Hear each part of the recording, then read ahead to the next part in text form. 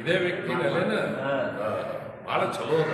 ಅಲ್ಲಪ್ಪ, ನಮ್ಮೂರಲ್ಲೇ ಏನು ಕಮ್ಮಿ ಐತೆ ಅಂತ ಇದೇ ಊರಲ್ಲಿ ಇದ್ಬಿಟ್ಟು ಬದುಕು ತೋರಿಸಿದ್ರೆ ಅವಾಗ ನಿನ್ನ ಒಬ್ಬ ವ್ಯಕ್ತಿ ಅಂತ ಪೂಜೆ ಮಾಡ್ತಾರೆ. ಹೋಗಿ ಕಾಣದೇ ಇರೋ ಊರಿಗೆ ಹೋಗ್ಬಿಟ್ಟು ಎಲ್ಲಿ ಬದುಕ್ತೀಯ, ಏನು ಮಾಡ್ತೀಯ? ಅದಕ್ಕಿಂತ ಹೆಚ್ಚಾಗಿ ತಂದೆ ತಾಯಿಗಳನ್ನ ನೋಡ್ಕೊಳ್ಳೋದಕ್ಕೆ ಮೊದಲ ಆದ್ಯತೆ ಕೊಡು. ಹೌದು ಯಜಮಾನ್ರೆ, ಹೌದು ಅಲ್ವಾ? ನಮ್ಮ ತಂದೆ ತಾಯಿಗಳು ಇಲ್ಲೇ ಇರೋದ್ರಿಂದ ಇದೇ ಪವಿತ್ರವಾದ ಸ್ಥಳ, ಇದೇ ಪವಿತ್ರವಾದ ಮಣ್ಣು.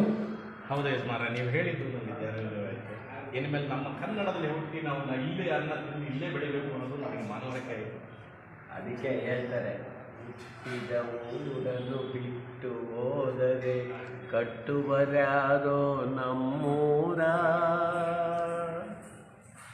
ಕಟ್ಟುವರ್ಯಾರೋ ನಮ್ಮೂರ, ಹೋಗದಿರಿ ಸೋದರರೇ, ಹೋಗದಿರಿ ಬಂಧುಗಳೇ, ನೀವೆಲ್ಲಿ ಹೋದರೂ ಬರಲೇಬೇಕು, ನಮ್ಮೂರಲ್ಲಿ ಬದುಕಲೇಬೇಕು, ಪರದೇಶದಲ್ಲಿ ಸ್ಥಳ ನಿಮಗಿಲ್ಲ, ಹುಟ್ಟಿದ ಊರನ್ನು ಬಿಟ್ಟು ಹೋದರೆ ಕೆರೆ ಕಟ್ಟುವ ನಾನು ನಮ್ಮೂರ.